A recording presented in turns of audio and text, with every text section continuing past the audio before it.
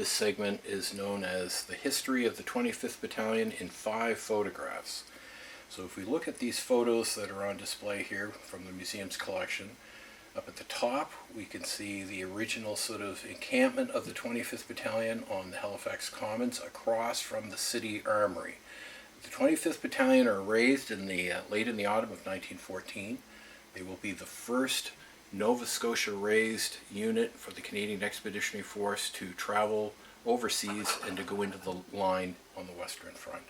So again, if we see here, we look down, this landscape has changed not too much in 100 years, but we can see the armory, we can see the bell tents that are used for the 25th Battalion. There'll be a whole series of photographs that will be taken around the armory of the different companies of the 25th as their training progresses and prior to their departure overseas. Now again, the 25th, while they're here training prior to their departure to go overseas, they become a real fixture within the city of Halifax. Again, they train on the Halifax Commons. They take their meals and classwork are done in the armories. This photograph here shows the members of one of the companies of the 25th Battalion on one of the city ferries that has been repurposed to take them over to a rifle range on McNabb's Island to train with the Ross rifle.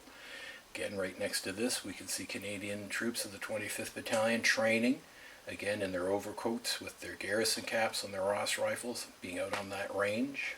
Down below, again, another in a series of route marches to gain strength for marching the long distances they have, and again making them such a landmark within the city in those early months of the First World War. So again, here's the 25th Battalion in its entirety marching up Spring Garden Road. So our last photograph here shows the members of the 25th Battalion on the ocean cruiser Saxonia that had been converted into a troop transport, leaving in the spring of 1915 to go overseas. And again, by September 1915, they will be the first Nova Scotia raised infantry battalion to go into the line in France.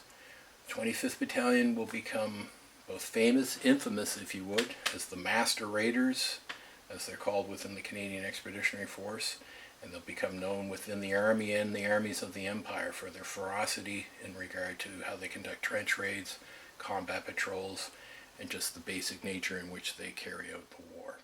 So again,